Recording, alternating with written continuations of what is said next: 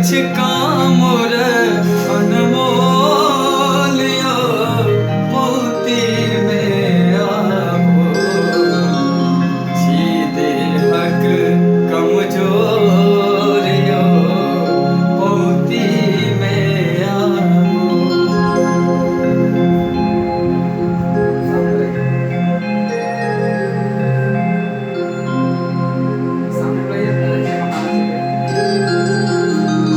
नमस्कार मिथिला, हम रामकृष्ण झा भारद्वाज अपने समस्त मैथिल श्रोता के एक बेर पुनः प्रणाम करै छी और हार्दिक अभिनंदन करै छी।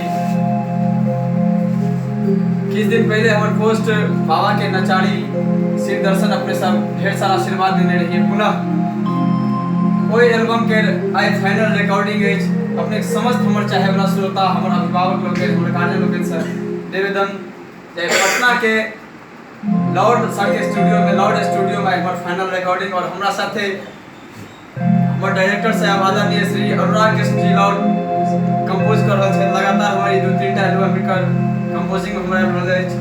समस्त मिथिला मैथिली श्रोता से आग्रह और निवेदन जे एहि नचारी कैसेट सफल हुए से आशीर्वाद दी।